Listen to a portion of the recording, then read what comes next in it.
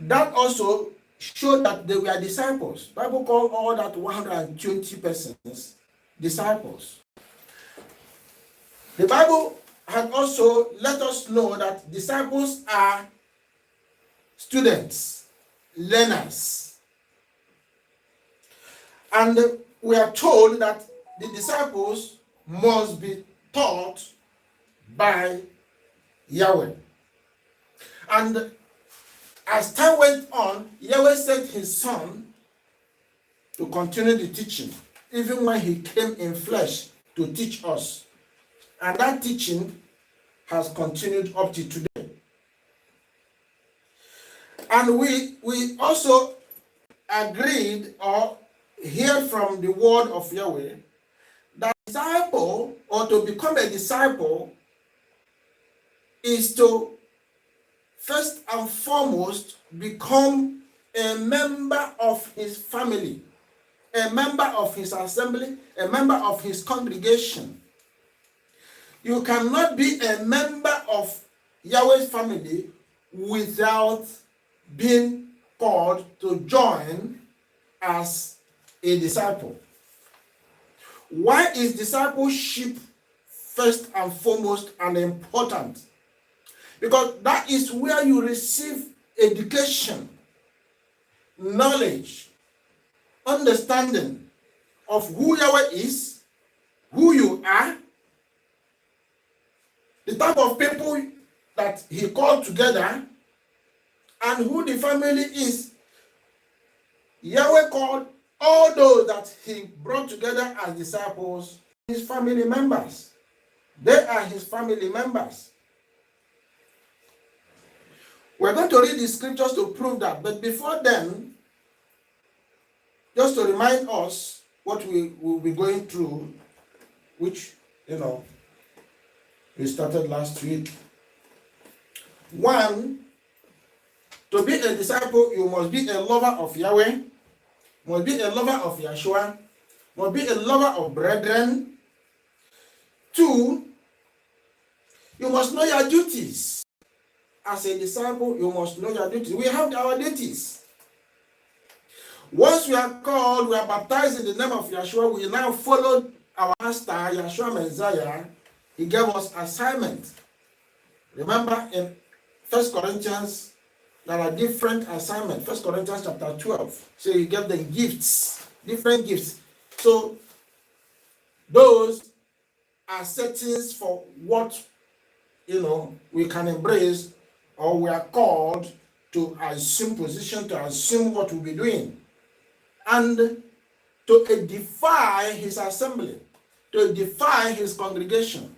He appointed some to be pastors, teachers, to be evangelists, to be prophets, to be apostles, and so on and so forth. So that is ministry on its own.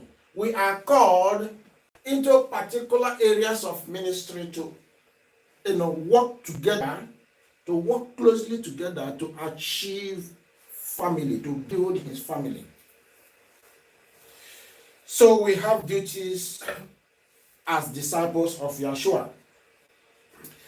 And the disciples have been given a promise, call it reward.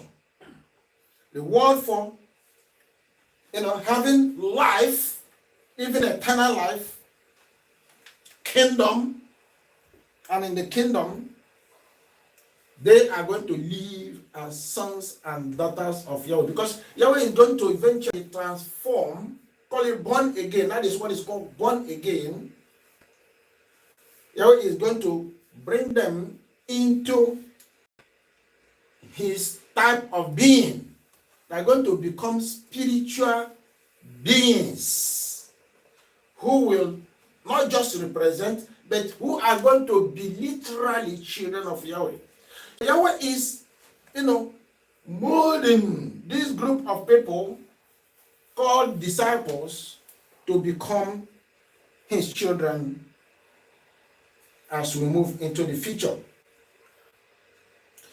Now,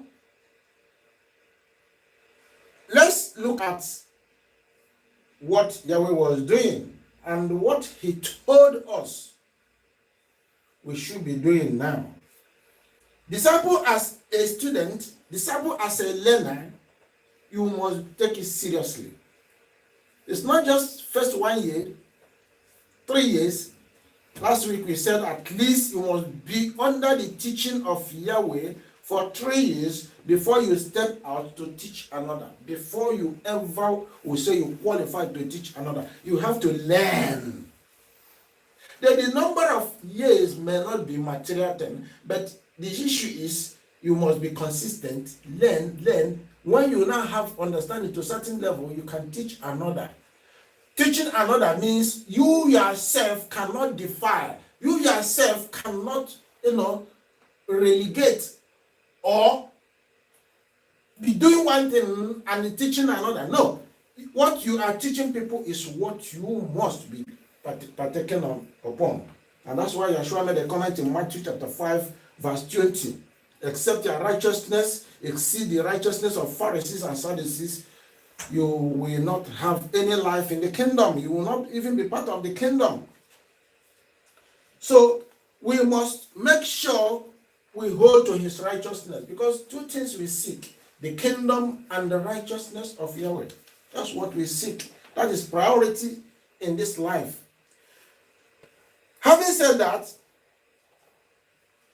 as a learner, we must put our ears constantly to the voice of Yahweh. Where the voice of Yahweh or the voice of man, the voice of the world, seem to contradict the voice of Yahweh, the voice of Yahweh takes, takes priority. The voice of Yahweh comes first. You hold to the voice of Yahweh instead of your own voice or voice of another. So it's always Yahweh first. Let's listen to him. He said in John chapter 6:45, it is written in the prophets, and they shall be all taught of Yahweh. Every man, therefore, that has heard and has learned of the Father cometh unto me. Remember, he said, no one can come unto him except the Father draws him, except the Father calls him. What was that they were hearing in the time past? The word of the Father, the voice of the Father. So the Father now called us and hand us to Yeshua.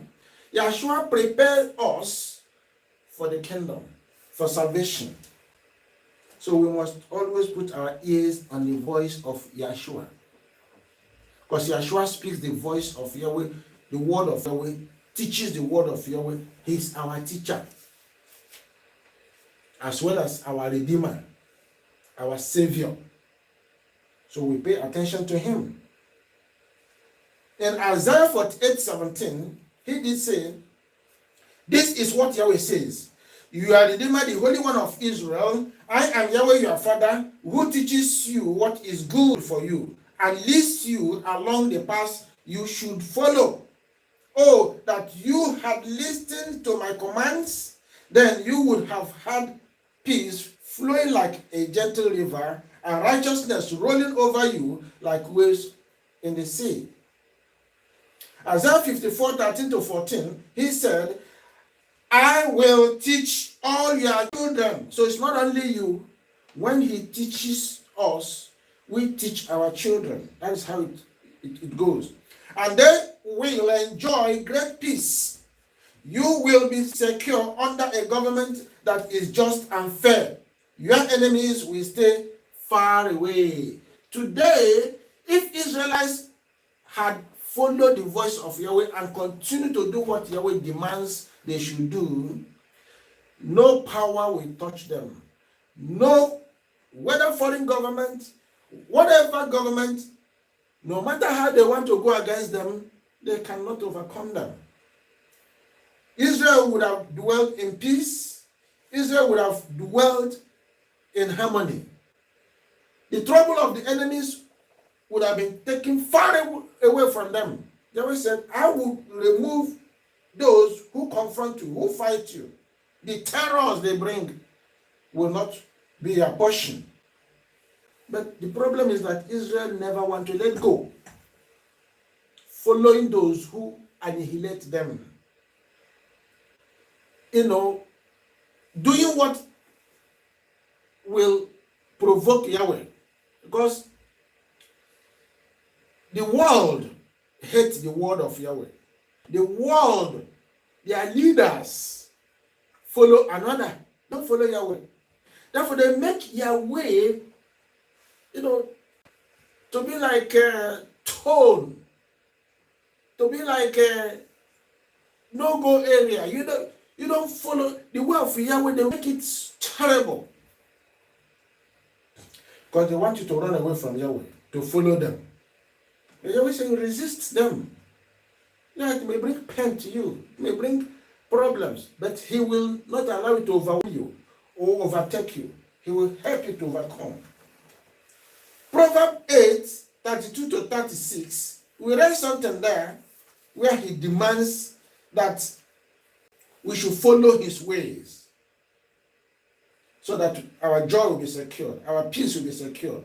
We should listen to His instruction so that we can be wise. He says, don't ignore it. Joyful are those who listen to me, watching for me daily at my gates, waiting for me outside my home. For whosoever finds me finds life and receives favor from Yahweh. But those who miss me enjoy themselves. All who hate me love death. All that hate Yahweh, all that hate Yeshua, they love to die. So we should not do well to listen to ourselves, to listen to human beings who follow traditions of men or commandments of men, but we should follow His instructions. He never said we should not obey authority. No, we should obey authority. But when the authority out there pushes out rules and regulations that contradict His word, His commandment to us, we said we should do well to follow His own instructions. So the instruction of our Father is priority. It's important. There are lots of Bible passages that encourages us to seek the truth of Yahweh. He teaches us how we become disciples. And it's through teaching, massive teaching. Because through His teaching we get disciplined. We receive what is called truth. His word is truth. In teaching us, we learn how to fear Him, which is foundation. In fact, He said, in Proverbs, I think Proverbs chapter 1, He made a statement, which I read for you.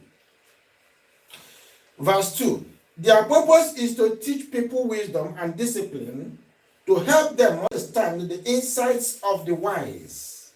Verse 7, fear of Yahweh is the foundation of true knowledge, but fools despise wisdom and discipline. That is the word of Yahweh. And He said to us in Proverbs chapter 4, verse 1, yes. My children, said, listen to me.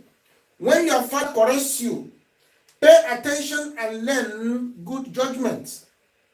For I am giving you good guidance. Don't turn away from my instructions. That is verse 2. Verse 6. Don't turn your back on wisdom. That is Torah. And Yeshua is the Torah. Yeshua is the wisdom. Don't turn away from Him. For she will protect you. The Torah will protect you. Love her, and she will guide you. Getting wisdom is the wisest thing you can do to yourself. And whatsoever else you do, develop good judgment. Develop good judgment. That is, follow the way of Yahweh righteously. Verse 10. My child, listen to me and do as I say, and you will have a long, good life. Proverbs 5:12. To learn, you must love discipline. It is stupid to hate correction. On and on and on. Proverbs 6:23, Proverbs 8:10, John 6:5, which I read, 45, which I read a while ago, John, 2 Timothy 3:16, and so on. So numerous Bible passages that address the issue of learning from Yahweh, from His Word. Be ready to be taught the Word of Yahweh. Be teachable, ready to listen, ready to imbibe what He's telling you. Live with it. You don't just listen to His Word and do another, or throw it or ignore it. He said, practice it.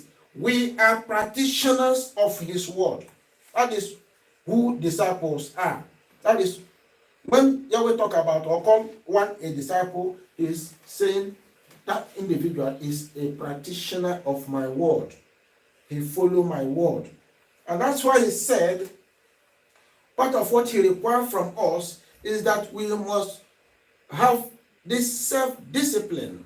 We must deny ourselves. Self-denial. You must deny yourself. Now, I'm going to give illustration, and that illustration will come from His Word. There is something that happened between Peter and Judas, the disciples, they called. Something happened between those two, and they know the story. Yahweh has said, among the 12, one will betray him. But in the end, all of them will fall away. All of them will deny him, all the 12. But guess what? Something happened. One was not prayed for by Yeshua, but the rest he prayed for them, particularly Peter. Now, one will ask a question. In the time of fall, when all of them failed, including Judas, why was it that Peter and the rest were delivered and Judas was not delivered? Why? Let me deal with that before we continue.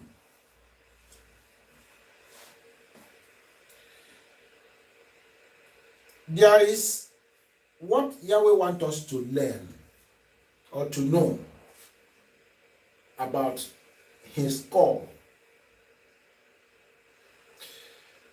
Yahweh wants us to seize every opportunity within our disposal to hear His word, pay attention to His word, and carry them out. We mentioned earlier that way the fear of Yahweh will be in us. If we don't have fear of Yahweh, we get it through knowledge. Knowledge is gotten through receiving teaching. Yahweh teaches us, which is the work of Yeshua. He is still doing it today. We get the knowledge of Yeshua. The knowledge of Yeshua will equip us to fear Yahweh. So here is the conclusion of the whole matter. To fear Yahweh and to keep His commandments. That is the whole matter. That is the whole calling. That is the whole doctrine. That is the whole message. And that is what we saw happening to Israelites in the time of Jeremiah.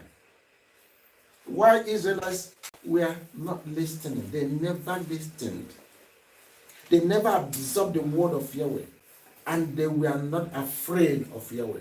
They never feared Yahweh. As a result, they ended up doing what they delighted in.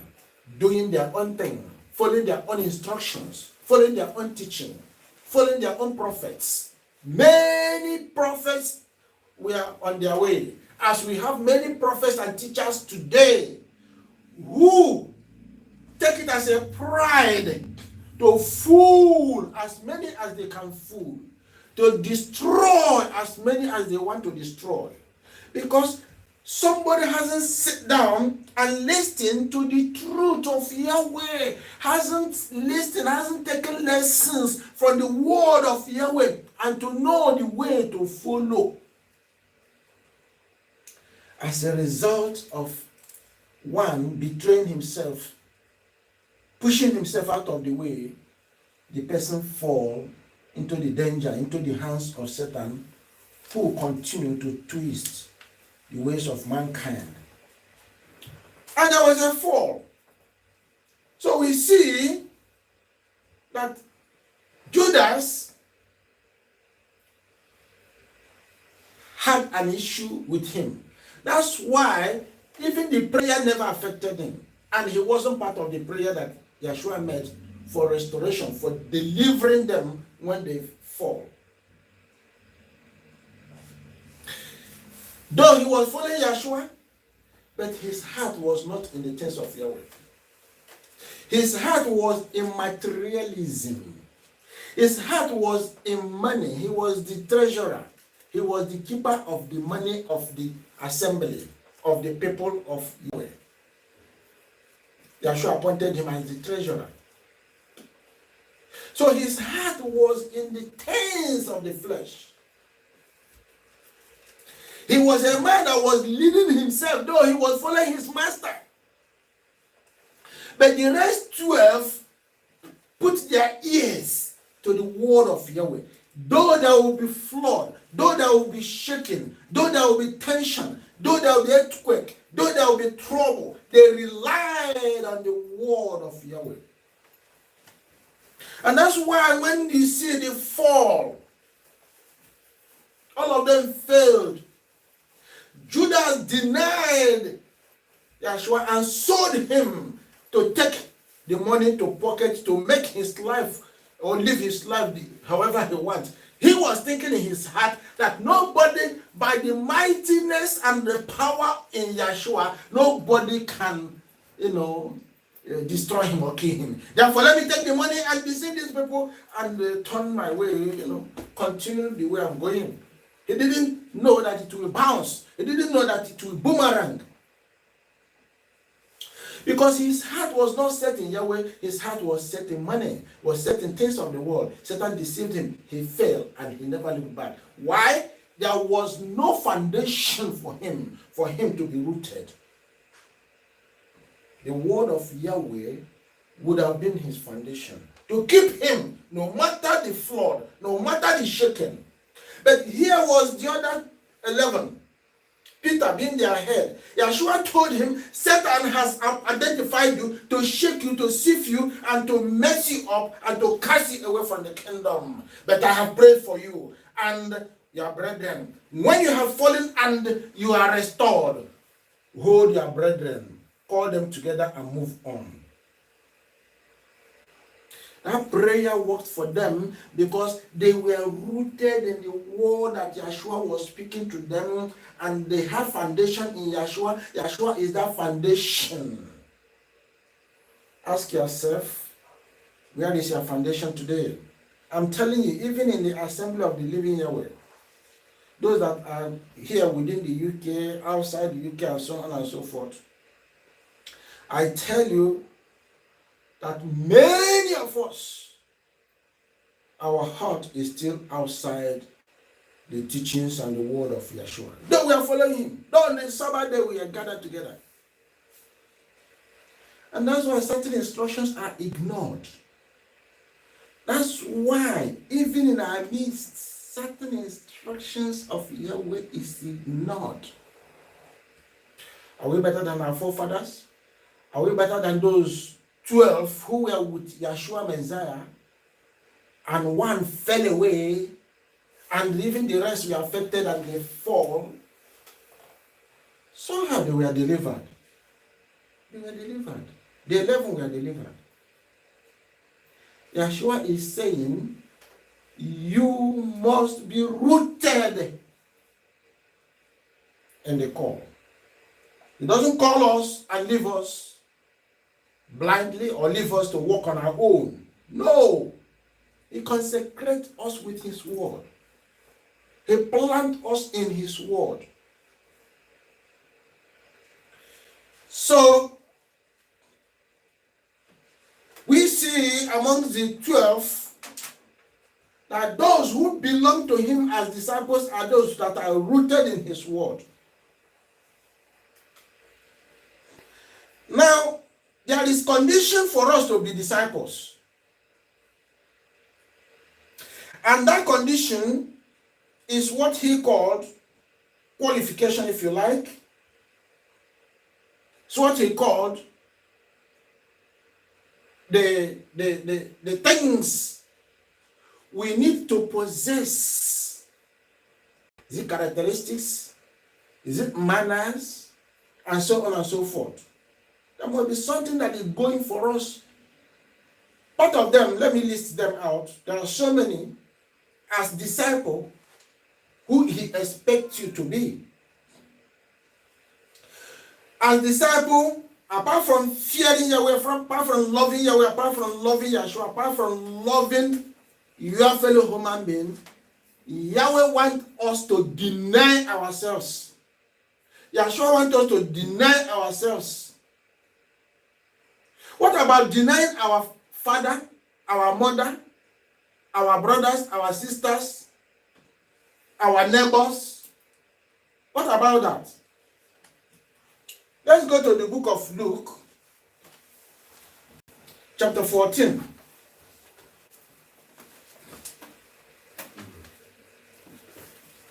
Luke chapter 14, we look at verse 25. Let me read it. Luke 14:25. And there went great multitudes, many of them, with him, and he turned and said unto them,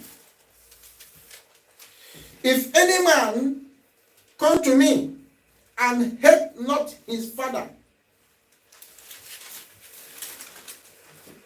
and mother, and wife, and children, and brethren, and sisters, yea, and his own life also, he cannot be my disciples. Quality, criteria, condition for us to be a disciple, we must deny ourselves.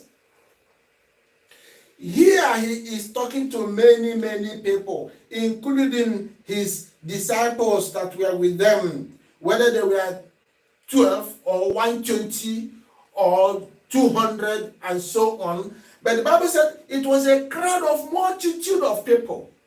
Many people. Because he was calling these many people to come over and become his disciples. Those who receive knowledge of the word of Yahweh, they are called students. And that is the meaning of disciple. Now, cast your mind to Luke chapter 8, verse 30 to 31. There again, or 32. There again, Yeshua was speaking to a multitude of people, including his disciples. And those were the Jewish people when he was here on earth. He said to them, all of you that had paid attention, listening to the word that I have been teaching, if you continue to listen, to pay attention, and to do what the word said, you are my disciples indeed. That is in Luke chapter 8, 30 to 32. Here in Luke chapter 14, 25 up to 26, he's asking us to do something. Now, would we appreciate to do what he's asking us to do? At times his word is like a bullet. When it is fired, you'll be asking yourself, can I be able to comprehend? Can I be able to follow? Can I be able to obey? You can. Here, he's asking you to deny your family members. Deny yourself if you must serve him. Why? I was looking at this yesterday night with my wife. I drew her attention and said, do you hear what Yeshua said here? We have read this so many times. We have preached on this so many times. But beyond what we knew at that time, because we were babies at the time we looked at Luke chapter 14, particularly these verses that we are reading now. At that time we didn't know it better as he is teaching us, because the teaching about disciple brought about this, that if you must be a servant of Yeshua, a disciple of Yeshua, a family member, you must deny yourself. The instruction there is that Yeshua is and must be first. Yeshua must be reckoned first. Father must be reckoned first. That is why he talk about the love of the Father, the love of Yahweh, the love of Yeshua, and the love of brethren. So that is why he is making it compulsory for you to appropriate love. And love is found in his word.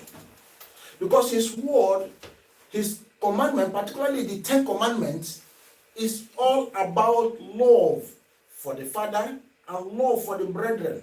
So you hold that in your fingertips. As you fear him, you love him, you follow him. Now, Yeshua is saying, are you greedy? If you are greedy, you cannot follow him. If you are covetous, you cannot follow him.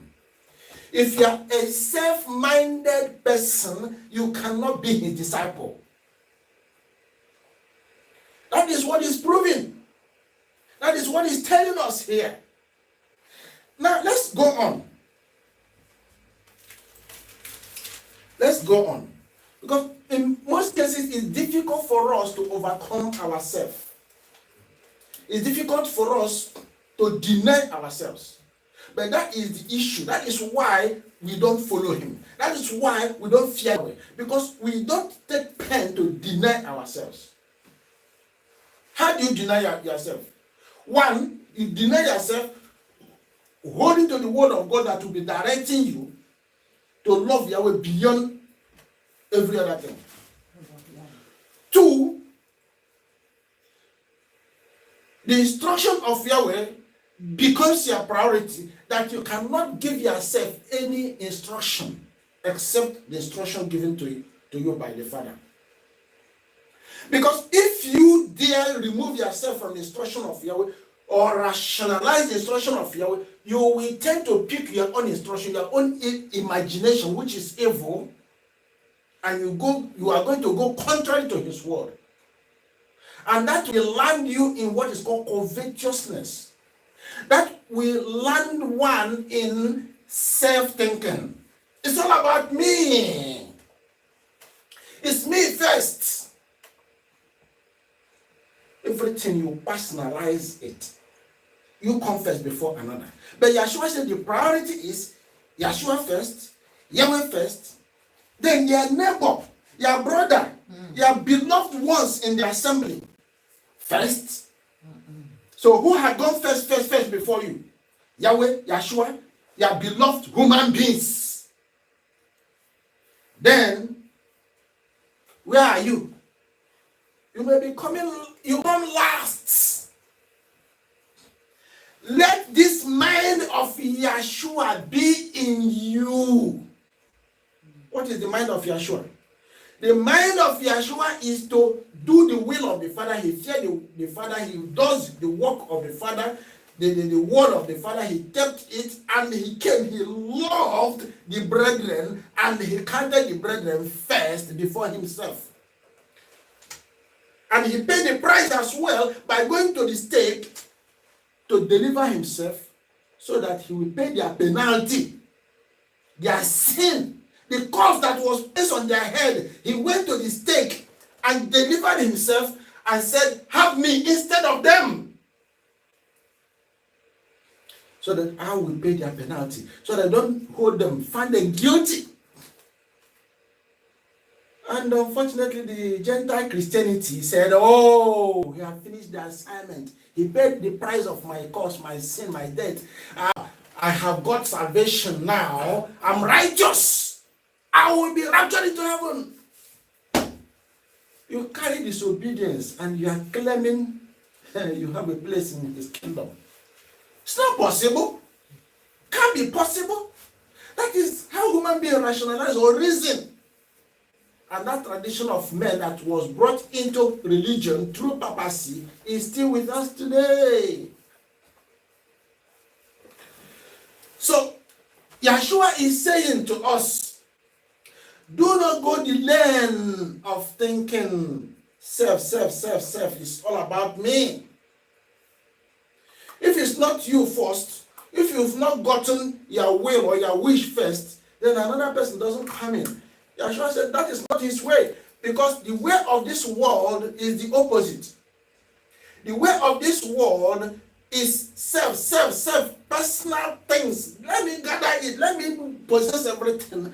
Then if I consider my family, I can. Then after my family, I can be looking to others in the society. Yeshua said you miss it. Because in the kingdom, the opposite is the case. You must satisfy everybody. If it is food to eat, everybody would have eaten before you eat. Remember when the disciples were fighting, or the apostles, they would say, oh, who will be the head? Who will be the head? Yeshua said, the headship or the leadership of this world is like a pyramid. The pyramid, the top is, you have few men, from few men, you see the base where the masses are.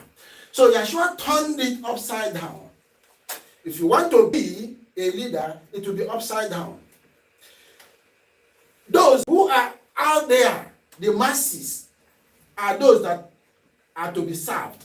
Those that appear to be the top that is down now are to serve them. So you call it servant leaders. Servant leadership was introduced by Yeshua. That is exactly what he's saying here. You must deny yourself to do what? To be able to be a servant leader. From disciple, you become a servant that we serve others, we serve Yahweh, we do everything that he calls you to do. That is how heaven is operated.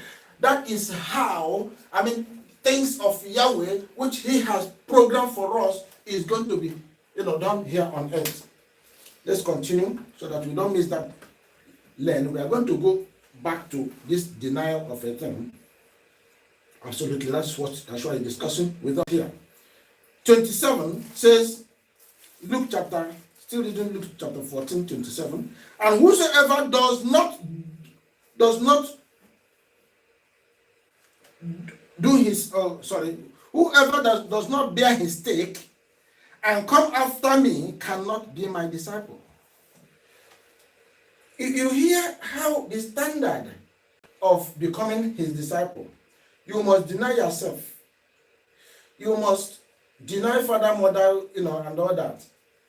Let me clarify this: deny father, mother, family members.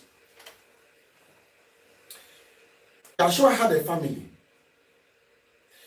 Yeshua had mother, had father, had brothers, had sisters. Time came when he was educating them, teaching them, everything was falling on the deaf ears. Except the mother that came close, the mother and the father.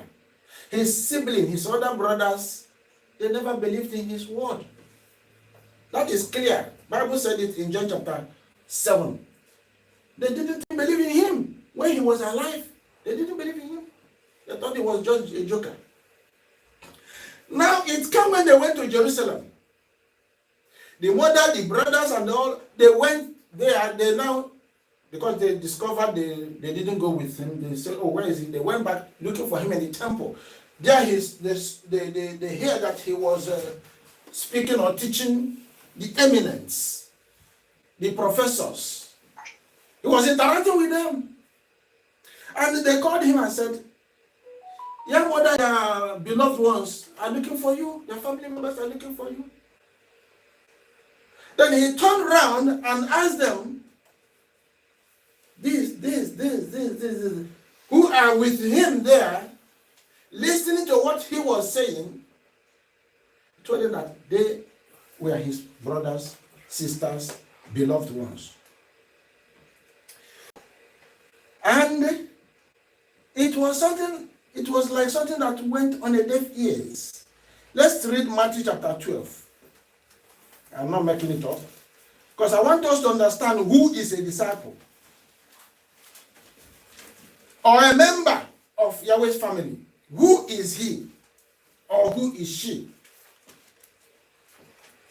We are looking at events that happened in Jerusalem. I'm reading Matthew chapter 12, 46 up to 50. While he yet talked to the people, behold, his mother and his brethren stood without, desiring to speak with him. They stood outside, trying to speak with him. Then one said unto him, behold, thy mother and thy brethren stand without, stand outside, desiring to speak with thee. But he answered and said unto him that told him, who is my mother? And who are my brethren? Then Yeshua stretched forth his hand towards his disciples. You see, all those people, not just the 12, all of them who were there were the disciples. He counted them as disciples. Why? Because they were there listening to the word of Yahweh. They were there hearing, ready to do. While the immediate family members had left, go home. It's like on the Sabbath day, we are rushing every Sabbath day. Oh, Pastor, you have spent so much time. 3 hours, 4 hours, they are still there talking. What are you talking? These were the people who went to Jerusalem to celebrate the feast of Yahweh. When they didn't care about their son, they left him. Almost reaching home, they discovered he wasn't in their car or vehicle or whatever. They said, where is Yeshua? We've left him. They rushed back.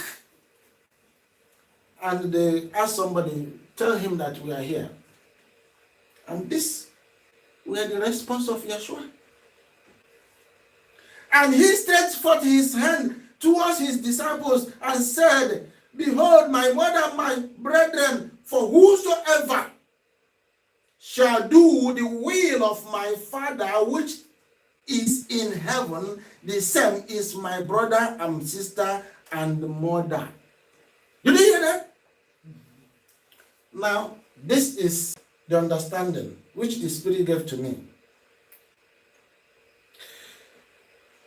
In a family, if you are 3, if you are 4, if you are 10,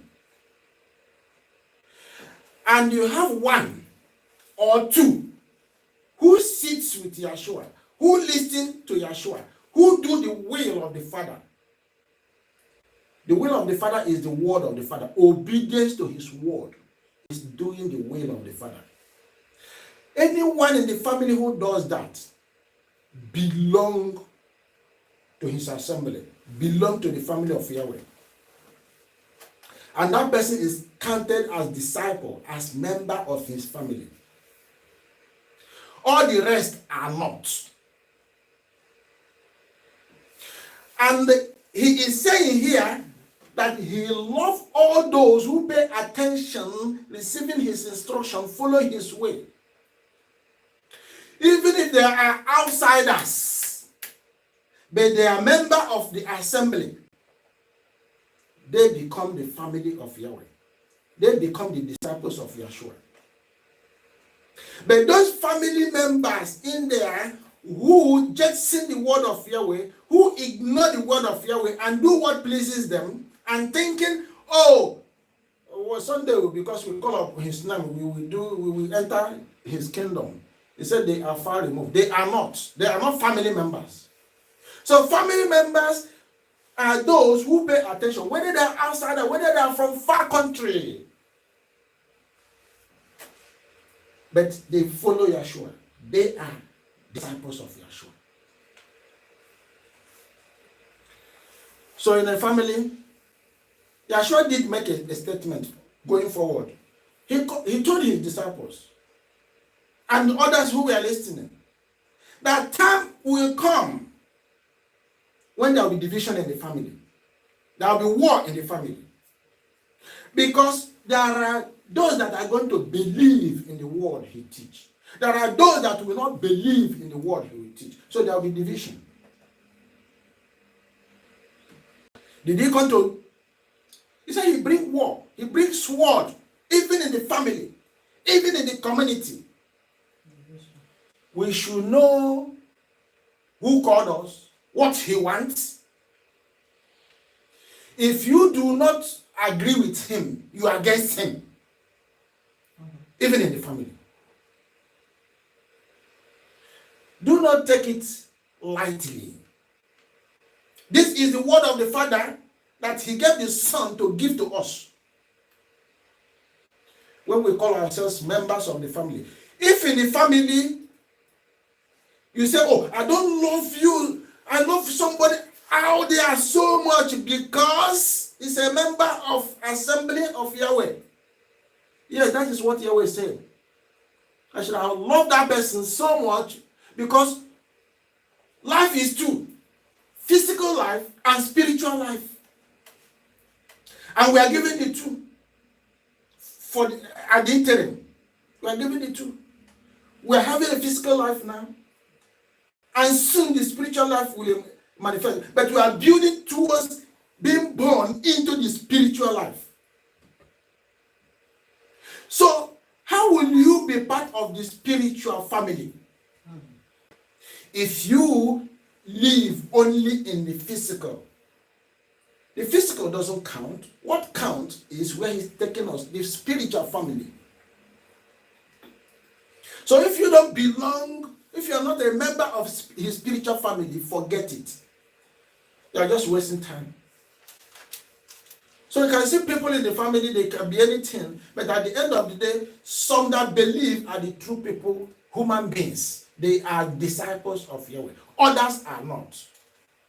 And he said, even in that family, you that is a believer, embrace their brothers that are outside, than those that are within.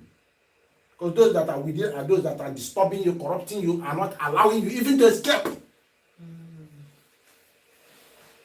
All of us are on the verge of escapism. All of us.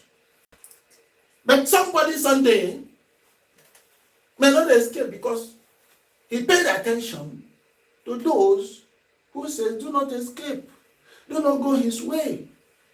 And they will hold you bound in the name of family, the name of community, the name of nation, the name of country. You will be chained, you will be robbed.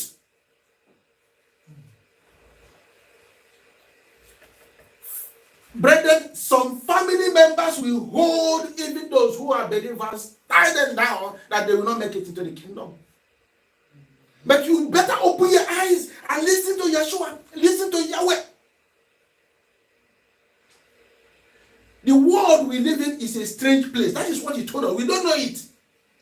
Satan so messed it up, so corrupted it. Abomination is another name of it. That we need him to deliver us. We all need deliverance. And you're telling me family, you're telling me community, you're telling me nation, you're telling me this, you're telling me that. That becomes your priority. I will say you go nowhere. Because those are they that hate him. It is his word. He's sanitizing it. And he's going to fish out the seed. In all this, it's all about the seed. He knows his seed. And he's going after them. They are in every family. In every family, you find the true seed and the terrible, the deadly, the wicked seed. There are wicked seeds and there are good seeds. Which seed are you? Good or bad? We should not allow ourselves to be carried away. We should open our eyes where we are. The world is like a marketplace, a wilderness, a strange place, every abominable thing happen in it. But we need deliverance. Do not be carried away. So that is the instruction that we are given.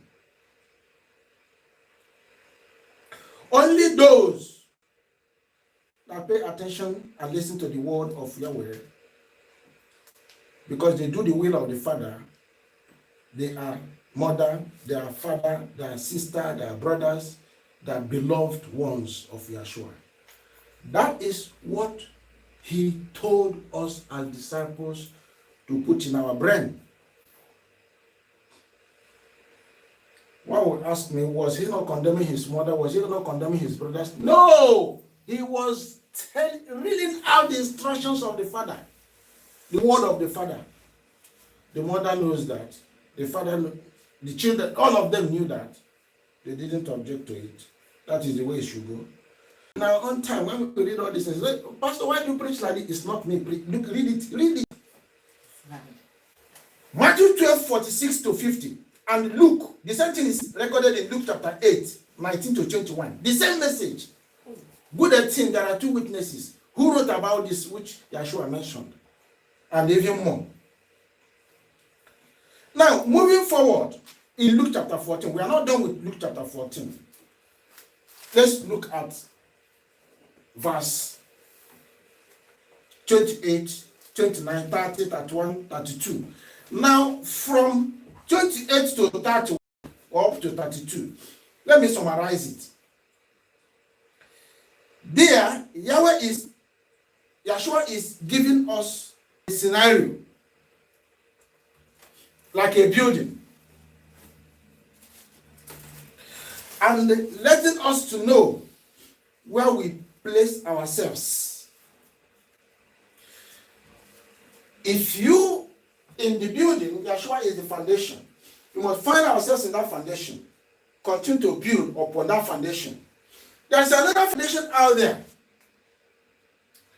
Now, where are you supposed to be building? In what foundation are you supposed to be building? Okay, he gave example of one trying to build a house. Before you build a house, you cost it to know the quantity of materials you will need, the items that will help you develop the house. He said, if you do not do that in advance, you may plunge yourself into building that project or house. At the end of the day, you may not be able to complete it, and it will be a shame. Now, Yeshua is asking you to make a choice. Calling you as a disciple is not compulsory. That everybody must be his disciple. If you choose to be his disciples, all well and good, your heart will tell you, you submit to him. That's what he wants. He wants submission, personal agreement with him. If you don't want to go his way, choose where you want to go. Plan yourself. Do planning, do costing. When you cost, you find out which way will be costlier. Which way will take you so much. In terms of, when you talk about so much cost, something you cannot handle yourself, is following the way of Satan. You don't go that way. When you make your cost, you find, at the end of the analysis, you find that Yeshua is the way. Follow Yeshua. It's a choice. But then, he won again. Repeatedly, he won. Verse 33. So likewise, whosoever he be of you, that forsakes not all that he has, he cannot be my disciple. I'll pick out three statements that Yeshua made from verses 26 to 33. One, you deny yourself. Clear, you deny yourself. Or else, you cannot be his disciple. Two, you shall take your burden, your stake, unto yourself. Carry it unto yourself.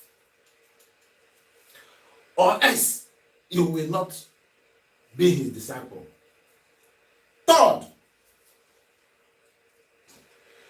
you must make sure you forsake everything, count everything nothing, as you will not be his disciple. I've explained number one, talking about the family issue, deny your father, mother, and all those stuff. Number two, you must take your stake, your tree. Christian don't call it cross. It's not cross, it's stake, where Yeshua was hung. That is the outlook here, but it's beyond that. It's talking about burden of life. It's talking about, in this life, everybody has a burden to carry. Everybody has, something that is called to do. As you are doing it, there will be issues, there will be obstacles, there will be problems, there will be, how will you overcome? Yeshua said you have a burden, you carry it yourself, you will overcome it, but then it's not you alone. Because you love Father, you love Him, He will help you to sort it out. Amen. So everybody should carry his load. My load is different from yours. I carry mine, you must carry yours. Yeshua came, He carried His own. In Matthew chapter 5, verse 17, they said, Yeshua did tell them, do not think that I came to destroy the Lord and the prophet. No, I came to fulfill. They didn't understand what He meant.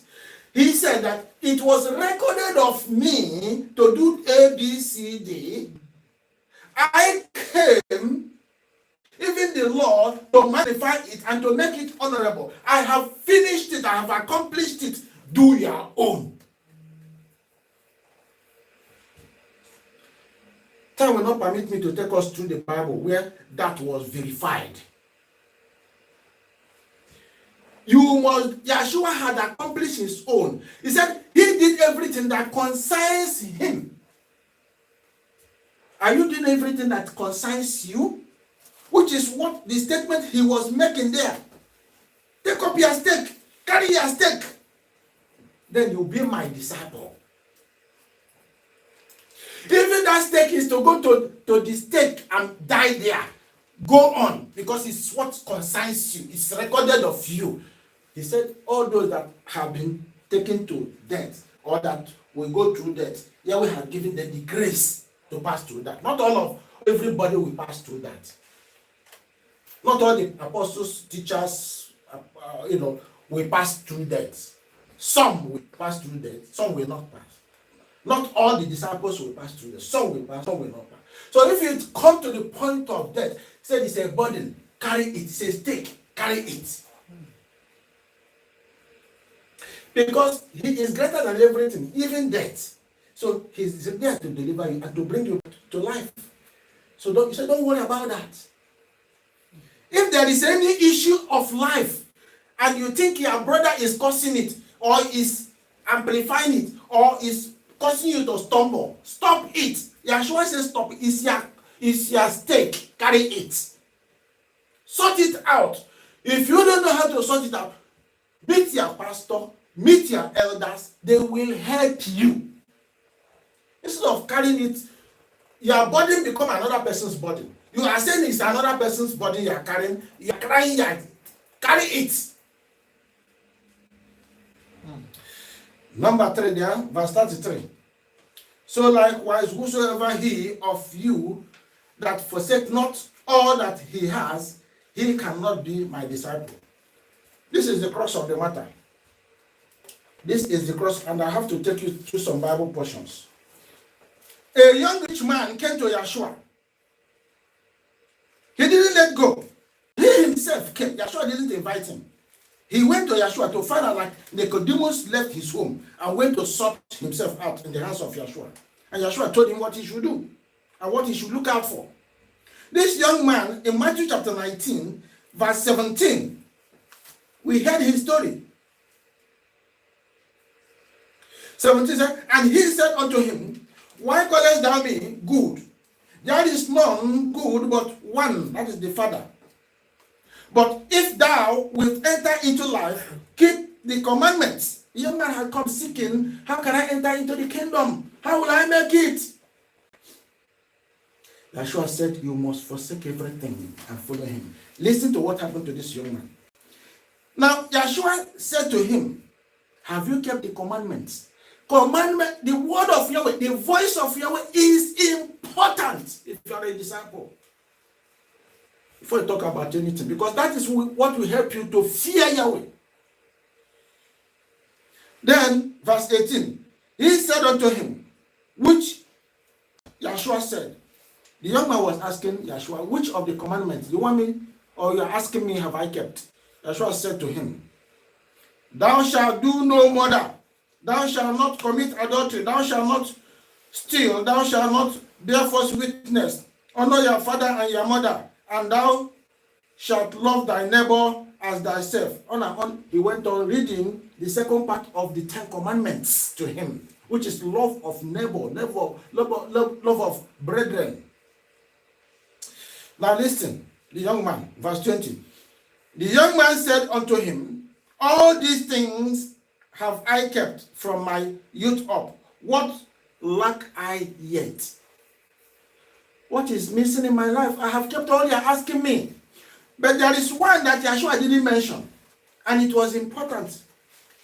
He wanted to use it to hit him. He said, I have kept all the law, or the laws of Yahweh. Now, covetousness, which is the 10th one, is missing from what Yeshua listed in verse 19, from verse 18, 19. Covetousness was missing, and is the 10th, thou shalt not covet. And this young man said, I have kept everything. Then Yeshua now threw a bet to him to see if he'll fall on that 10th commandment. Now, when he said he has done everything, what else remained? Yeshua threw that 10th commandment. Yeshua said unto him, if thou wilt be perfect, go and sell that thou hast, that is all that you have, and give to the poor, and thou shalt have treasure in heaven, and come and follow me. What is Yeshua asking him to do? Yeshua had looked at the commandments he was telling or preaching that I've kept them, I followed them.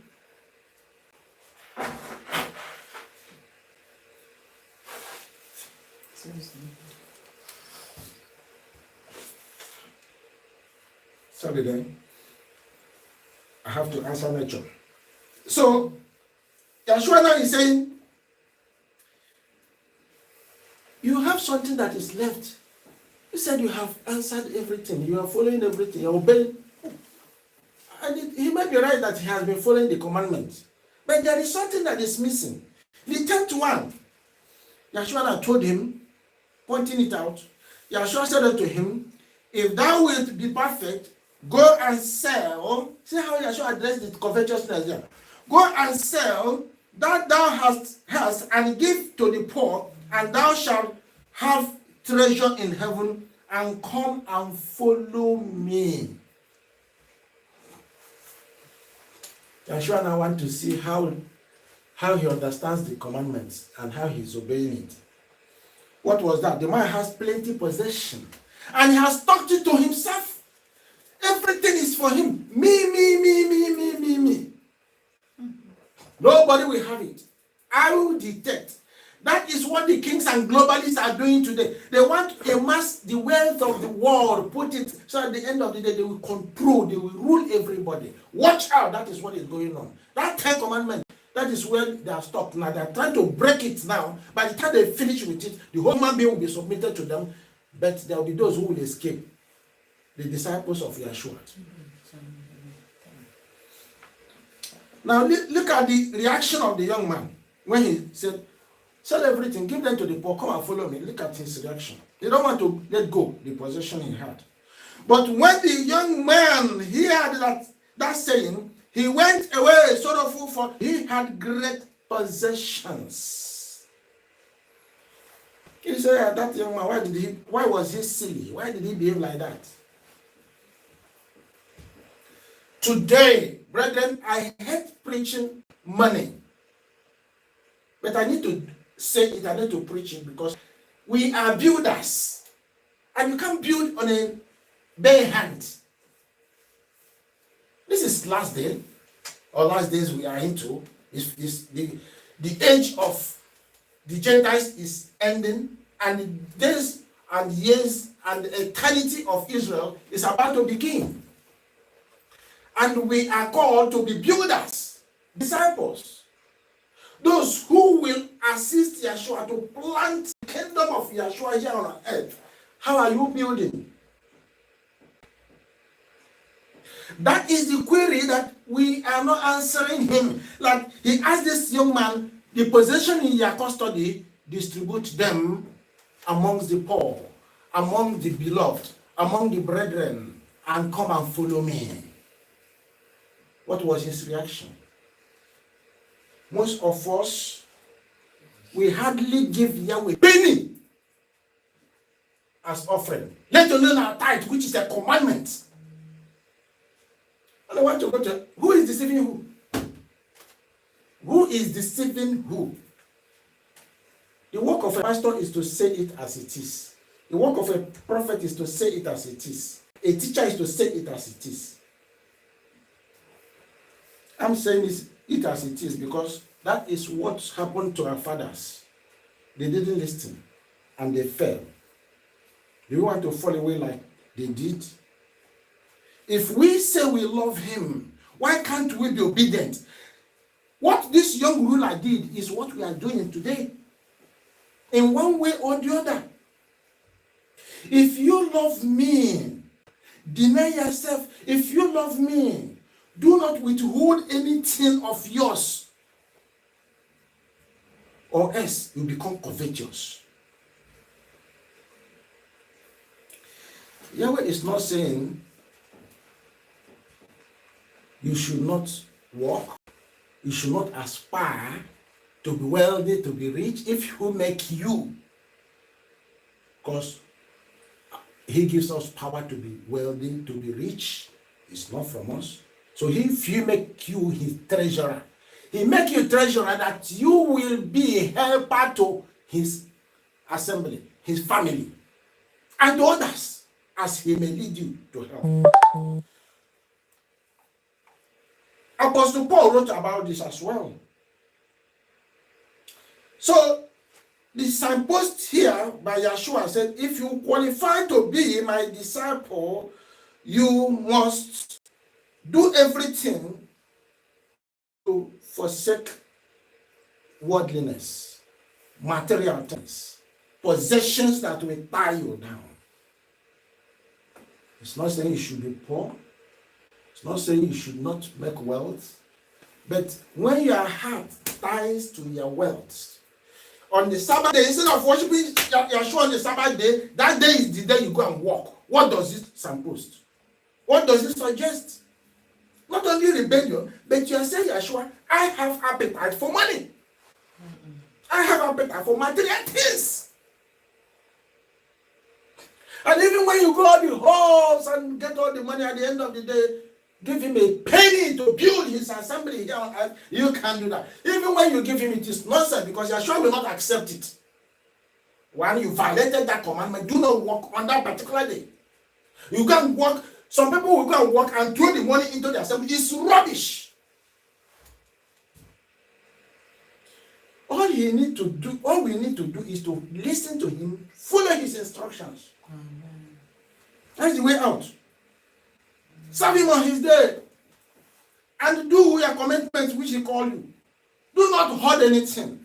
The young man went out sorrowful because he had great possession to himself. As a result, he was rejected.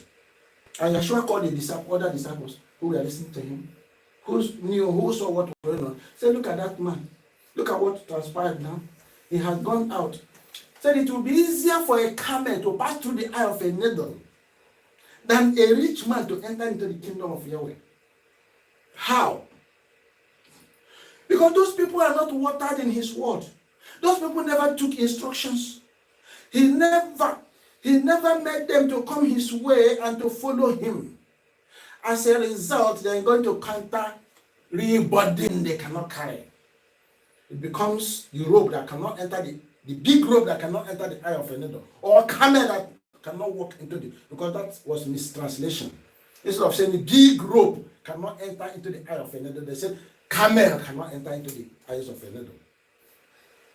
Whichever one. At the end of the day, it becomes impossibility for anybody who hung his heart in wealth, in material things, in the things of this world, say they will never make the kingdom. Paul wrote to Timothy what he's going to tell his disciple assembly. Paul wrote to Timothy concerning this issue. Let us look at 1 Timothy chapter 6. 1 Timothy chapter 6. I read from verse 17. Charge them that are rich in this world, that they be not high-minded, nor trust in uncertain riches, but in the living Yahweh. Charge them. This is Paul writing to Timothy. Charge them that are in your congregation. Charge them that are in your vicinity, in your community. Those who say they follow Yeshua, charge them. They should not be high-minded. They should not be given to themselves, to wealth, to possession, to even the riches, the blessings of Yahweh. They should not hoard it. But in the living Yahweh, who giveth us richly all things to enjoy. Yahweh is the giver of all things. We should not hoard what he gives to us. That they do good, that they be rich in good works. That is what he will charge his people to do. They should do good. They should be rich in good works. Ready to distribute, willing to communicate. They should be willing to distribute what Yahweh gives to them. They should not hoard it. The rich young ruler hoarded what was given to them. Many people like that have gone through and are still going through that lane of hoarding. Willing to communicate. In the assembly of Yahweh today, in the congregation of Yahweh that are scattered all over the world, many people do not want to communicate. They hold certain things back to themselves. They afflict themselves so much. They afflict their brothers so much. As a result, hatred comes. But when you communicate it, when you speak to your brother, when you speak to your sister, these were the charges of Paul to Timothy and to us today. Communicate it.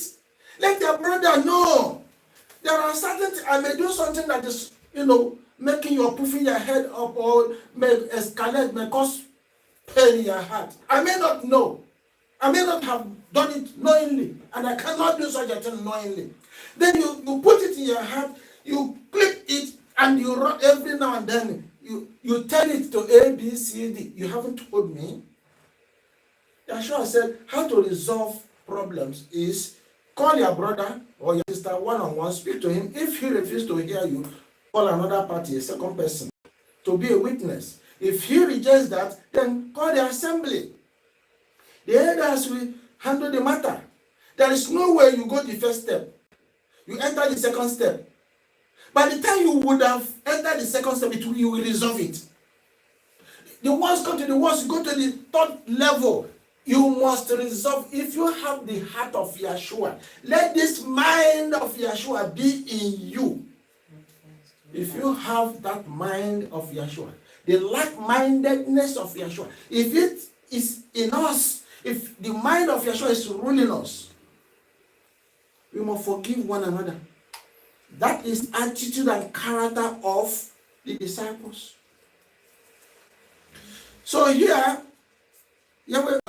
Paul pointed to Timothy that covetousness should not be the portion of the people or the disciples of Yeshua and the assembly. And they should not withhold issues, matters, pains, whatever. Lay it out, communicate it out. Now, we're almost closing. Let's see again Apostle Paul writing to the Philippians, how he addressed this attitude of mindset. A disciple what a disciple must be doing. Listen to him clearly. He said in verse 2, fulfill ye my joy, that ye be like-minded, having the same love, being of one accord, of one mind. Let nothing be done through strife or vainglory, but in lowliness of mind, let each esteem other better than themselves. Esteem another better than yourself. Did he not mention that to us? You love Yahweh, you love Yeshua, you love your brothers. Esteem your brothers higher than yourself. Count somebody first before you. Let somebody drink water before you. Let somebody eat before you. It is impossible. You are speaking what is not what we haven't heard before. But this is what is written. This is the mindset of the disciple. This is what a disciple is called to be doing. We are talking about true disciples. Not all that are disciples are true disciples. It has to be the mind, because this is the mind of Yeshua. Let this mind of Yeshua be in us. That's what he's saying. How can you get the mind of Yeshua? You don't have his spirit. His spirit delivers to you the fruits of Yeshua that gives you the mind, the like mind of Yeshua. If from the fruit, that is how we are going to be born again. If you do not have all the fruits of the spirit of Yeshua that is given to us, you cannot be ready for being transformed, born as a spiritual being into the kingdom. You must be born again. Born again is not when you receive Yeshua. You go to the altar, they pray until you confess the confession of a sinner, and you are told you are born again. No! When Nicodemus met Yeshua and he was telling him, asking him how he can enter the kingdom, he was simply trying to teach him that there is first birth and there is second birth. We are in the first birth now, the physical birth. How we came out from our mother's womb and we are living this life. But he said we have to move, enter into the spiritual birth. And we are trying to work it out. And the principles and the ways to work it out is entering into discipleship. Enter into the forum of disciple. And at the end of the day, Yeshua trains us, including all these he's mentioning to us, all the criteria that are listed. Are you ready for the criteria? Self-denial, carry your stake, never deny Messiah in any shape or form. You must do the Great Commission. These are the works or duties of disciple. You must be loyal. Great Commission, by the way, is teaching others what he taught you. But you must know. You must have been educated. You don't teach what you don't know. And you don't teach what you don't practice. Because disciples are practitioners of the word. That is Great Commission. Telling others about salvation that is made available to us. Life, eternal life. The kingdom, our home. That is the good news. Go and pray the good news. That is the Great Commission. Loyalty. Loyalty to Yahweh and to the assembly. Follower of Messiah. Must be follower of Messiah. Because he told the rich young man, when you would have distributed all that, come and follow me. So you must be a follower of Yeshua. You must do everything to be saved from sin. Don't look at sin. Don't embrace sin. Luke chapter 13, 3 and 5. He said, except you repent, you will likewise perish. So repentance is obvious to anyone that calls himself a disciple. Practitioner, they are practitioner of the word, and they forgive. Forgiveness is in their heart. Forgiveness, no matter what your brother will do to you. Selflessness in serving others. Philippians 2:3-5, which we read. You must be teachable. Many of us run away from teaching. The history of Israel we are participating in, only few turn out. We are going to restart this. Yahweh will help us. I'm praying. Yahweh will help us after the feast we are into now, this autumn feast, which will end by 18th of October. We will restart our history class, because the days of this age is numbered. Human life is numbered. Yahshua will soon return. What do you know? So we must learn, and we must turn aright, do what is pleasing to him. You must be easily corrected. You must be somebody who receives correction. You must separate yourself from the world and from the things that make one to live in covetousness. And finally, you must be ready to learn. When we do that, what is the reward? Luke chapter 12, verse 32.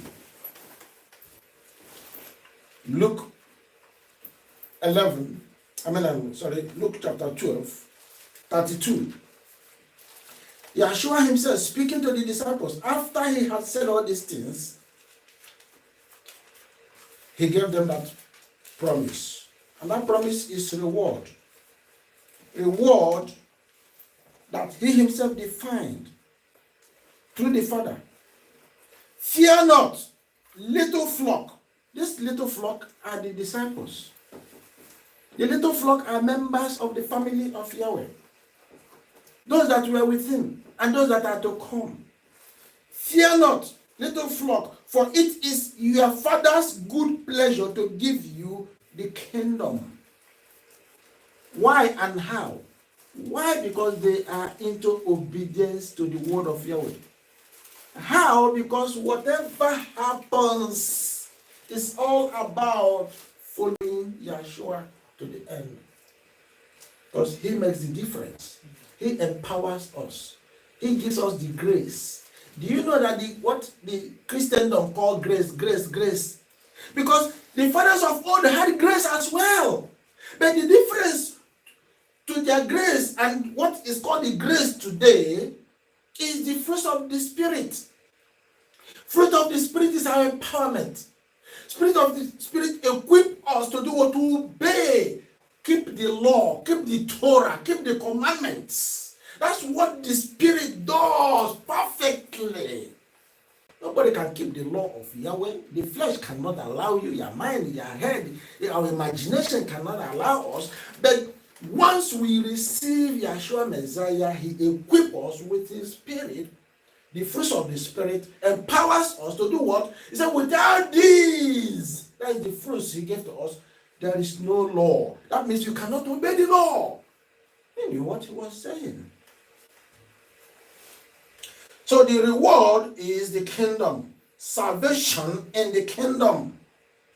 It's a promise that can never be missed. This promise, is seen all through the Gospels and even the New Testament or the Old Testament. Now there he will make us sons and daughters, not the angels. The disciples today will become sons and daughters of Yahweh, not the angels. That is the plan of Yahweh. That is what is working out in this earth. But many, even when they hear it, they turn aside and do their own thing. Do what pleases them. Do what provokes Yahweh to anger. So what do we do? What do we do to be part of the promise? Luke chapter 13, Yahshua speaks to us, verse 24. Strive to enter in at the straight gate, for many, I say unto you, will seek to enter in and shall not be able. Many. Who are many? Not the Gentiles out there. The children of Yahweh, who we want to strive to enter. Why is it that they are striving yet they will not enter? Some people didn't go to the school of Yeshua. Some people didn't go to the training. Some people abhorred his teaching. That's why they will not enter. In Revelation chapter 12 or 14, I think it's 14. And also it was mentioned in chapter 12. That of chapter 12 in particular said that those who keep the commandments of Yahweh were cut off by the dragon. That they were not able to escape when others were escaping into the wilderness to be saved. Why? Because they did not clearly follow the instruction. You must follow the instruction to the letter. Who can obey the law of Yahweh? That is what Christendom do ask us. Who can obey the law completely? He said, what he commands you do it. It's not you that is doing it. Remember, he has given you the spirit that guides you to do all things. And it's easy. I can attest to that. I thought it was like climbing mountain. In fact, it's difficult to obey the law of the kings and queens and the powers and the principalities of this world than to obey the word of Yahweh or the instructions of Yahweh. It is easier to obey the word of Yahweh. Very, very easy. Than the normal rules and regulations, laws of the lands here and there all over the world. The laws of kings and powers of the world is difficult. I must be frank. At times, their law, stumble upon one another, conflict on one or another, that you don't know which one to follow, you don't know which one to believe at the end of the day. Even to the places of work, in healthcare industry, it is even massive. Different rules, different regulations. During this COVID-19, we saw it. And most of the law rules, you obey them, tomorrow they turn upside down, they become negative. You see them clearly, they're not working. But the laws of Yahweh work 24 hours for you and for I. And he said you will not put your eyes in them and obey. Somebody's in trouble. So strive. Do everything within your strength and he will help you to overcome. So striving to enter is important. Read one of our books, Strive to Enter. That book is very, very nice on this subject of striving. Read it. Revelation 2:26. We are closing now. Revelation 2:26. Yeshua also made a statement, a word, because he knew that it's not going to be easy, particularly when we are not following, keeping to the instruction, hearing his word. It's going to be difficult for many. So he's advising us and telling us the way out. Chapter 2, verse 26. He said, and he that overcometh and keepeth my works unto the end, to him will I give power over the nations. Brethren, Sunday, you will rule the nations. The nations that are ruling you today, things will stumble or tumble. Things will, overturn. The powers that be today will become the powers that be subject to you. And you will rule them. That is the word of our Father in Old Testament. And here you see Yeshua recalling it. And he shall rule them with a rod of iron, as the vessels of a potter shall they be broken to shivers, even as I receive of my Father. This is the word instruction he received from the Father. That you that obey, strive to enter today, that is making all effort to enter into the kingdom that is coming. As you strive today, as you continue to move forward, you are going to be a ruler. Revelation chapter 1 verse 6, Revelation chapter 5 verse 10, Revelation 20 verse 5 or 6. Yeshua did say that they are going to reign with him in the very kingdom that he's talking about. Let's at another point, Revelation chapter 2, 3, verse, I think it's from Revelation 3, 12 and 21. Revelation 3, 12 and 21, he said, verse 12, him that overcometh will I make a pillar in the temple of my Father, and he shall go no more out. And I will write upon him the name of my Father, and the name of the city of my Father, which is New Jerusalem, which cometh down out of the heaven from my Father, and I will write upon him my new name. Brethren, we are going to carry his name, the name of the Father, the name of the Son. We are going to carry it upon our forehead. Revelation chapter 3, verse 12. Let's look at verse 21. All he's telling us is that we must overcome. Must overcome. As he asks us to strive, we must overcome. Everybody, carry your burden, carry your stake, overcome. Verse 21, Revelation 3:21. To him that overcometh will I grant to sit with me in my throne, even as I also overcame and am set down with my Father in his throne. He that has an ear, let him hear what the Spirit says unto the assemblies, unto the congregations of Yahweh. Brethren, Yahweh has spoken. Yeshua has amplified it. He will come and magnify his law and make it honorable. He came, he did exactly what Yahweh prescribed for him to do. Be teachable. Receive his knowledge. His word is where his wisdom is packed. Yeshua is the wisdom of Yahweh. Yeshua is the word of Yahweh. Yeshua is the Torah of Yahweh. Yeshua is the law of Yahweh. Yeshua is, when you listen to his Torah, his word, you are listening to Yeshua. When you are listening to Yeshua, you are listening to his word. Brethren, if you will never pay attention to his word, to listen, to be ready to listen, and to do, to practice it, forget the kingdom. I pray this day that our Father will open our eyes. I pray this day that our Father will wake us up. Those who have stomached whatever they have kept in them, and they are using it against his son Yeshua, using it against his servant he appoints, even to teach all over the world. Whatever we may harbor, that is a burden we should carry, yet we are pouring it against another to carry. Father, deliver us from them all. Father, rescue us from them all. Help us to escape. Help us to deny ourselves. Help us to hold to your word and not ourselves. Help us to release everything that we held so dearly, instead of holding to you. All the possessions that have corrupted us, all the love of the world, even religions of the world, which Satan is the head.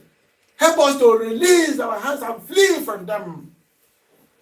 Deliver us from all those things that will not allow us to strive, allow us to overcome all those issues of life. Father, we beg you. Father, we plead. Position us to live according to your will, so that we do those things that pleases you. Thank you, Abba Father. In Yeshua's name we have prayed. Hallelujah.